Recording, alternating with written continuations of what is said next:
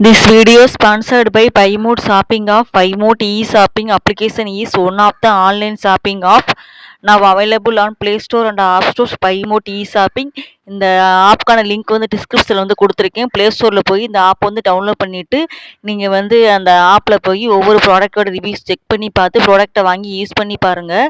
ரொம்ப யூஸ்ஃபுல்லாகவும் ஹெல்ப்ஃபுல்லாகவும் இருக்கும். ரொம்ப தரமாகவும் விலை வந்து ரொம்ப கம்மியாகவும் இருக்கும். நம்ம கடைகளில் வாங்குறத விடவும் மற்ற ஆன்லைன் வெப்சைட்டில் வாங்குறத விடவும் இந்த இந்த ஆப்பில் வந்து ரொம்ப சூப்பராக இருக்கும். விலையும் கம்மியாக இருக்கும். பொருளும் தரமாக இருக்கும். நம்ம சீக்கிரமே 2 or 3 டேஸில் வந்து நம்ம ஹோம் டெலிவரி பண்ணிடுவாங்க. டெலிவரி ஃப்ரீ தான். அதனால் எல்லோரும் வாங்கி யூஸ் பண்ணி பாருங்கள்.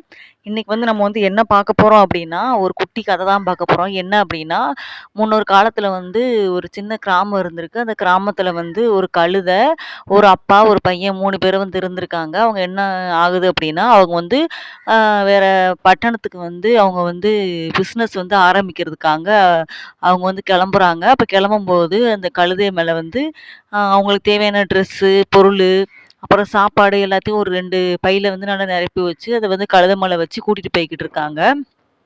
அப்போ கூட்டிகிட்டு போய்கிட்டு இருக்கும்போது அந்த வழியில் பார்க்குறவங்க சொல்லுவாங்கள்ல, அவங்க வந்து சொல்கிறாங்க, என்ன இவன் என்ன அறிவிக்கட்டவனா இருப்பான் போல், சின்ன பையனை நடக்க விட்டுட்டு கழுதை தான் சும்மா தானே போகுது, கழுதை மேலே ஏற்றி வச்சு போகலாமே அப்படின்னு சொல்லி சொல்லுவாங்க. சொன்னோன்னே இவரும் சரி சொல்கிறாங்களே அப்படின்னு நினச்சிக்கிட்டு அந்த சின்ன பையனை வந்து அவனுக்கு வந்து ஒரு 15, 16 வயசு இருக்கும்.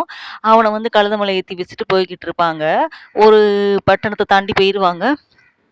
அப்போ அங்கே உள்ள மக்கள் வந்து என்ன சொல்லுவாங்க அப்படின்னா, இங்கே பாரு வயசான அப்பா வந்து நடக்க வச்சுக்கிட்டு இந்த 15, 16 வயசு ஆகுதே, இந்த பையன் வந்து இப்படி போய்கிட்டு இருக்கானே, அவனுக்கு கொஞ்சம் கூட இது இல்லை போல, வயசானவர் உட்கார வச்சு நம்ம நடந்து போகணுங்கிறது கூட அவனுக்கு தெரியல பாரு அப்படின்னு சொல்லி பேசுகிறாங்க. பேசோன்னா அந்த பையனுக்கு ஒரு மாதிரி ஆயிடுச்சு. அந்த பையனும் சரிப்பா நீங்களே உட்காருங்க, நான் நடக்கிறேன்னு சொல்லிட்டு அவங்க அப்பா வந்து ஏற்றி விடுவான். இதே போல ஏத்தி விட்டுட்டு இருப்பாங்க. அப்புறம் இன்னொரு இடத்துலயுமே அந்த மாரி சொன்ன உடனே என்ன பண்ணிருவாங்க, 2 பேரும் எல்லாத்தையும் சொல்லிக்கிட்டு இருப்பாங்க. சொல்லிக்கிட்டு இருக்கும்போது அவங்க வந்து ரொம்ப கஷ்டமா இருக்கு குருவே, இந்த மாரி நீங்க எனக்கு சொல்யூஷன் சொல்லுங்க.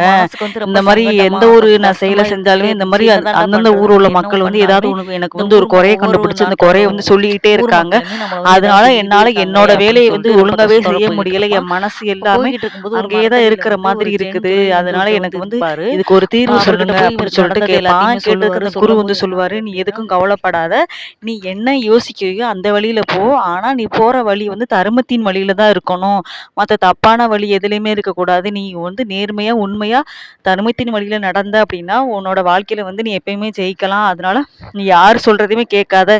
நீ உண்மையா நடந்த அப்படின்னா அதை பின்பற்றி நீ போய்க்கிட்டே இருந்தேன்னா எப்பயுமே வாழ்க்கையில வந்து வெற்றி பெறலாம் அப்படின்னு சொல்லிட்டு அவர் வந்து சொல்லி விடுவாரு. சொன்னோன்னே இவன் அதோட அவன் வழியை பார்த்துட்டு அவன் அப்படி யார் சொன்னாலும் எதுவுமே கேட்காம அவன் பாட்டுக்கு அவன் வந்து போய்கிட்டு இருப்பான். அப்படி போய்கிட்டு அவங்களோட தொழிலெல்லாம் பார்க்க ஆரம்பிச்சிருவாங்க.